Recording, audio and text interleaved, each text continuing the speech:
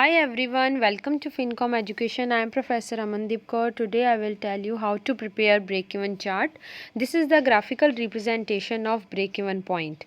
First of all, I will tell you what is mean by break-even point. Break-even point is that level of sale where total revenue is equals to total cost. Break even point पे company को ना तो loss होता है ना profit होता है, लेकिन अगर कंपनी ब्रेक इवन पॉइंट से कम गुड्स सेल करती है तो कंपनी को लॉस सफ़र करना होता है, लेकिन अगर ब्रेक इवन पॉइंट से ज़्यादा कंपनी सेल करेगी तो कंपनी को प्रॉफिट होगा. Break even point is also known as equilibrium point, balancing point और क्रिटिकल पॉइंट.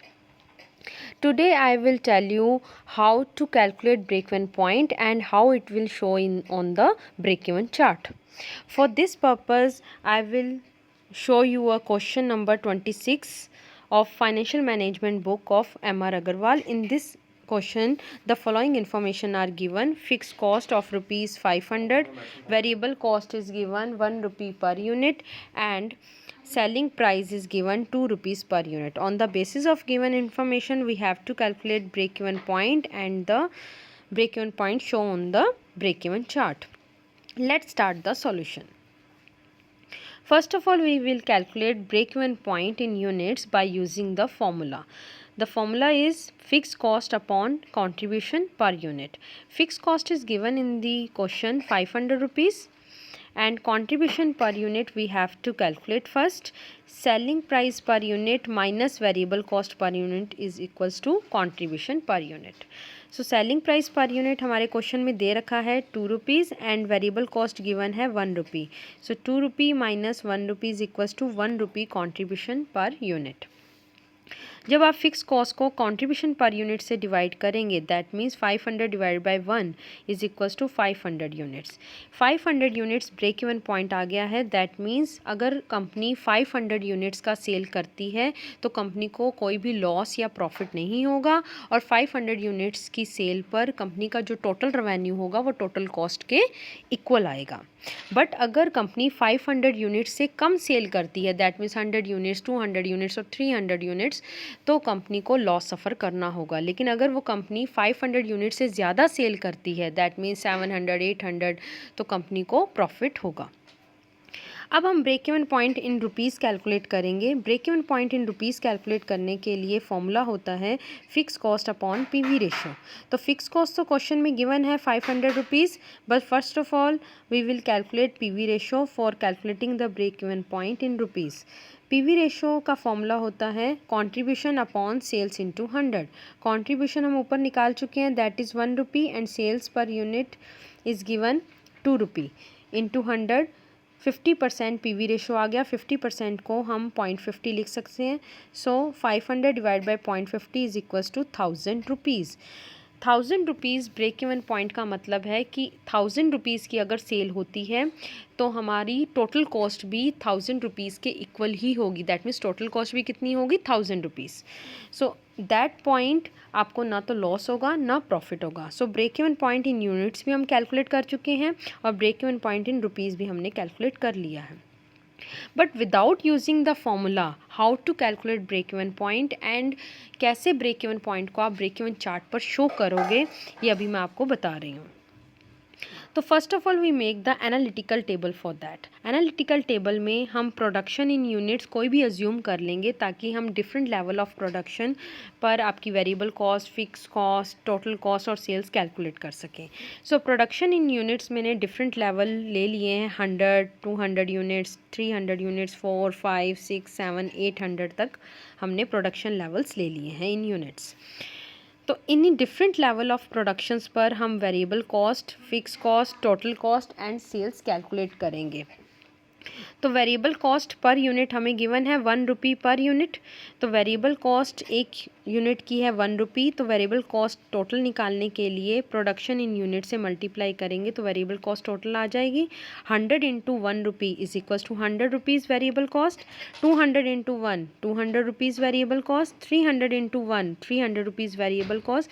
सच एज हम सभी डिफरेंट लेवल ऑफ प्रोडक्शन पर वेरिएबल कॉस्ट निकालते जाएंगे. Variable cost as per the production level increase होती चली जाएगी, but fix cost remain same at different level of production, that is 500 rupees. Now we can calculate total cost. Total cost is equals to variable cost plus fix cost. So total cost 100 अगर production करते हैं हम units तो कितनी total cost आती है. Variable cost is 100 rupees and fix cost is 500 rupees. So total cost is 100 plus 500 is equals to 600 rupees. 200 units की production अगर हम करते हैं तो variable cost is 200, fix cost is 500.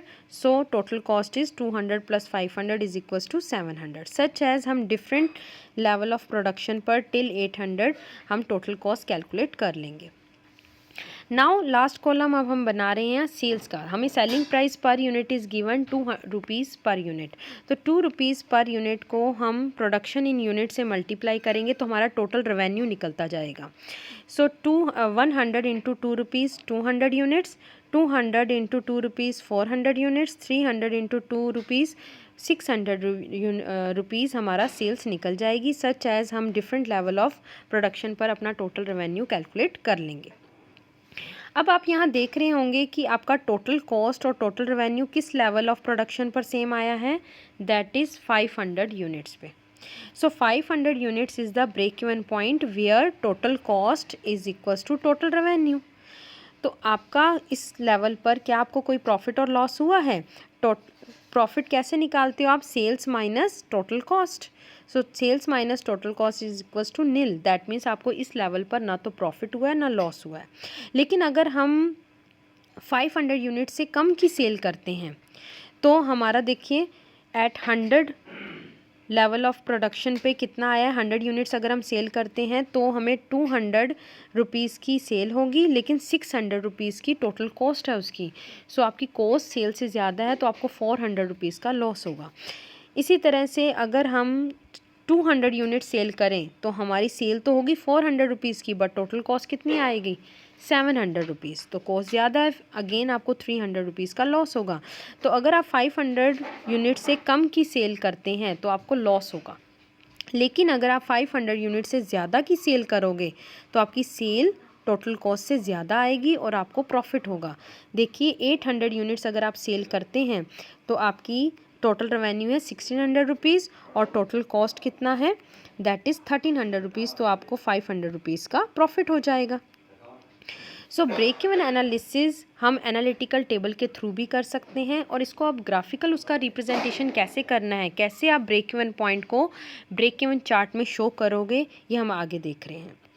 अब देखिए मैंने ये वाई एक्सिस में दैट मीन्स जो वर्टिकल जो मैंने ये लाइन बनाई है वाई एक्सिस में हम cost, fix cost, total cost show करेंगे और सेल्स भी शो करेंगे. दैट मीन्स टोटल रेवेन्यू भी शो करेंगे इसमें इन रुपीज़. तो मैंने काफ़ी सारी फिगर्स यहाँ प्लॉट की हैं लेकिन आप ध्यान रखिएगा इसका जो आप मार्जिन रख रहे हो आपस में वो इक्वल रखिएगा. तो उससे आपकी एकदम एग्जैक्ट लाइन निकल कर आएगी और एग्जैक्ट आप उस फिगर को शो कर पाओगे ब्रेक इवन चार्ट में.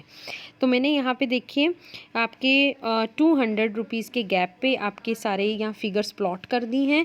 200, 400, 600, 800, 1000, 1200, 1400 एंड 1600. इसी तरह से एक्स एक्सिस में ये जो हमारा हॉरिजेंटल है this is x axis. X axis में हमने production levels in units describe किए हैं. प्रोडक्शन लेवल इन यूनिट्स को डिस्क्राइब करने के लिए हमने यूनिट्स को 100 के गैप पे प्लॉट किया है.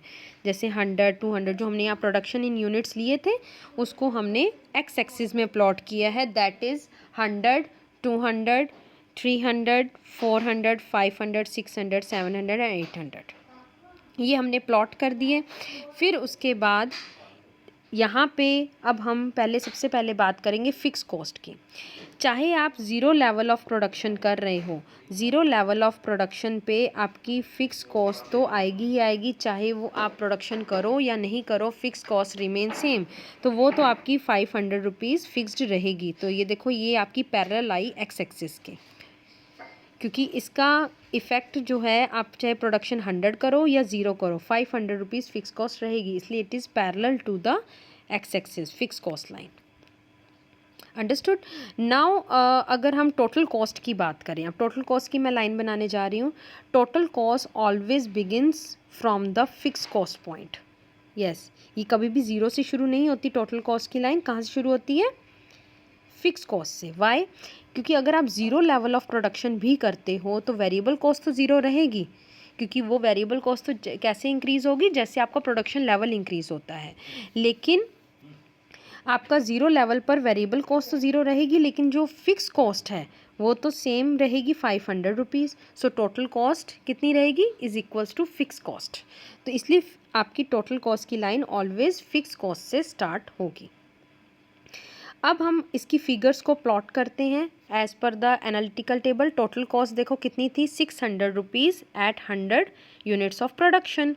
तो 100 यूनिट्स ऑफ प्रोडक्शन पर 600 रुपीज़ थे इसके, हमने यहाँ एक डॉट लगा दिया।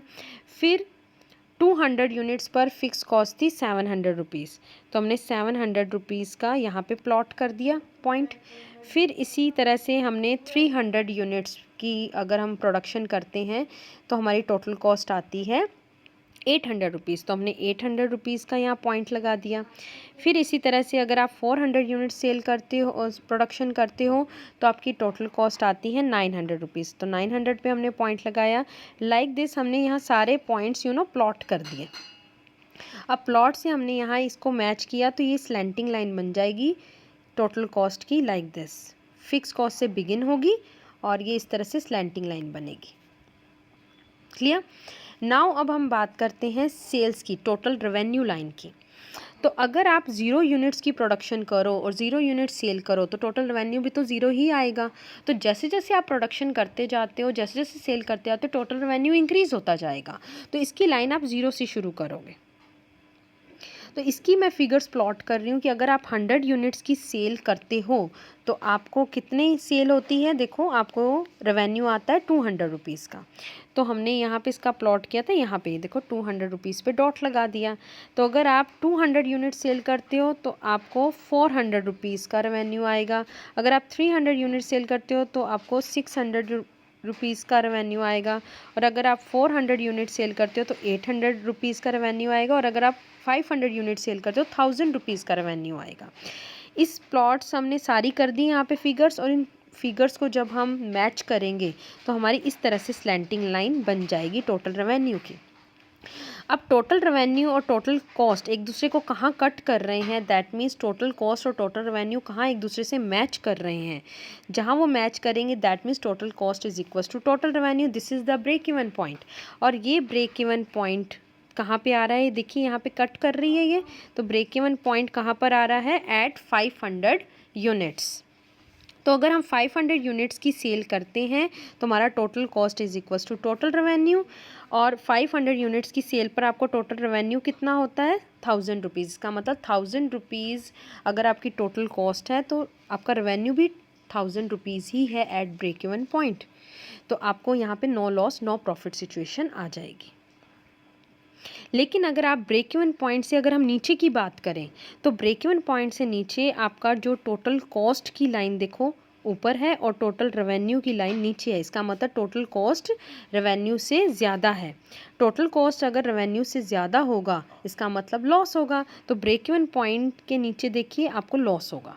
लेकिन अगर हम ब्रेक इवन पॉइंट से ऊपर की बात करें तो टोटल रेवेन्यू की लाइन टोटल कॉस्ट के ऊपर है। तो टोटल रेवेन्यू ज़्यादा का मतलब क्या है, इनकम ज़्यादा है कॉस्ट से, तो आपको प्रॉफिट होगा। तो ब्रेक इवन पॉइंट से ऊपर आपको प्रॉफिट होता है और ब्रेक इवन पॉइंट से जितना नीचे जाओगे आपको लॉस होता जाएगा। This is the graphical representation of break even point and different level of cost और डिफरेंट लेवल ऑफ रेवेन्यू इसमें हमने शो किए हैं और आप ब्रेक इवन एनालिसिस से बहुत अच्छे से समझ सकते हो। Hope you understood this solution and break even chart. If there is any doubt then let me know. Thank you, bye bye.